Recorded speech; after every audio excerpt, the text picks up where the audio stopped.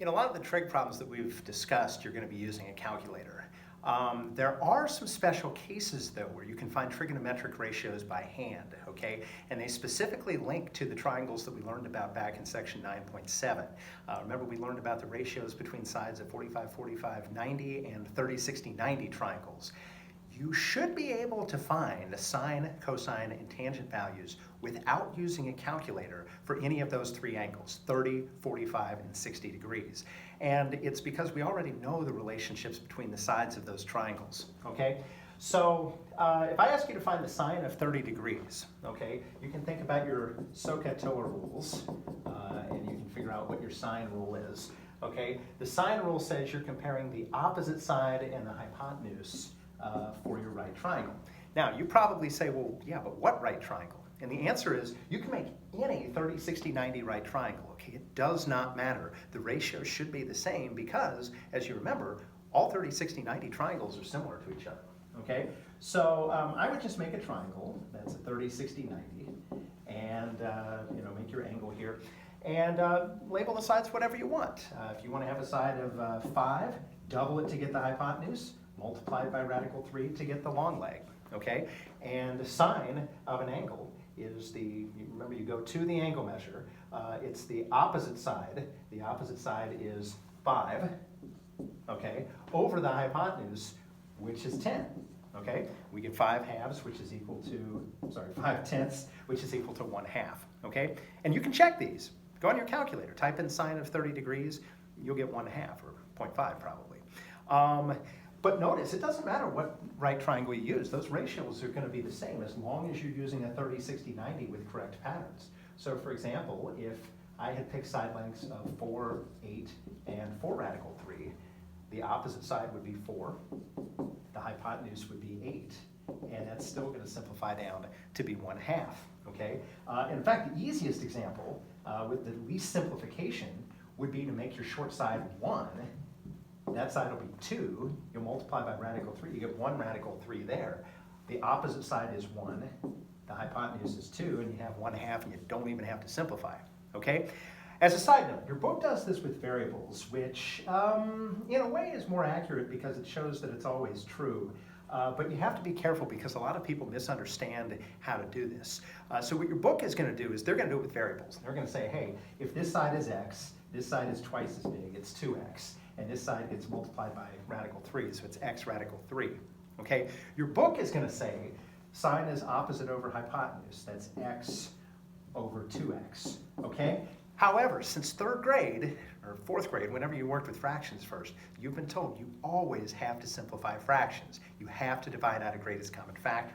And if you notice here, there's an x that can be divided out of the numerator and denominator. So if I divide the top by x, x divided by itself is 1. If I divide this by x, I get 2. X over 2x simplifies down to 1/2, okay? You should not have variable values in your trig expressions. Your calculator doesn't say that the sine of 30 degrees is 0.5x. It just says it's 0.5, okay? So if you do it with the variables, and I don't know why you would because it's harder, but if you do it with the variables, make sure you simplify, okay? It's not correct to say that it's x over 2x. All right, let's look at the cosine of 45. So cosine of 45, you can make a 45, 45, 90 triangle.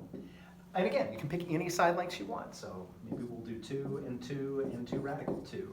And cosine is adjacent over hypotenuse, okay?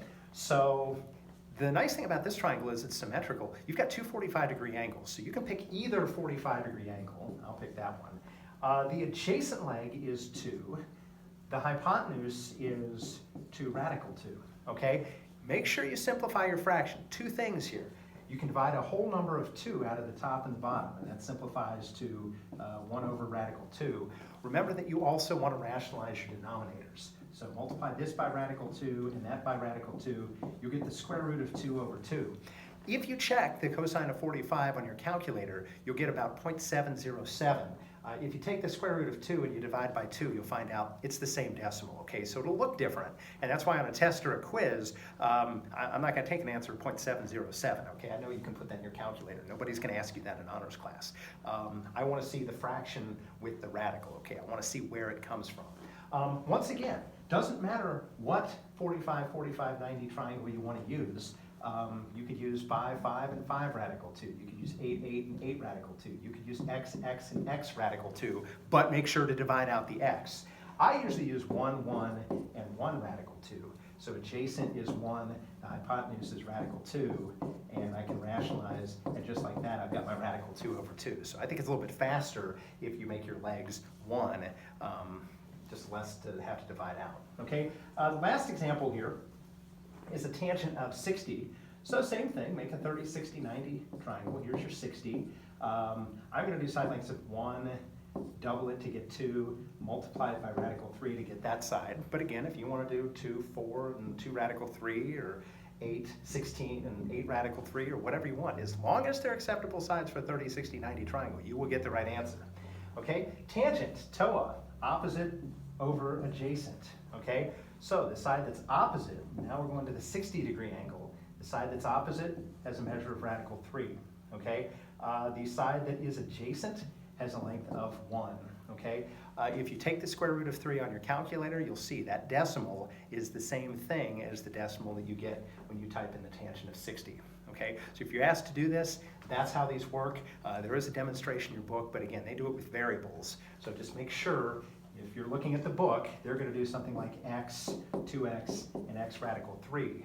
And they would do opposite over adjacent. They would get x radical 3 over x. Divide this by x, you get just radical 3. Divide that by x, you get just 1. And of course, that simplifies down to radical 3. So just whatever you do, don't leave variables in there if you're looking at the examples in the book.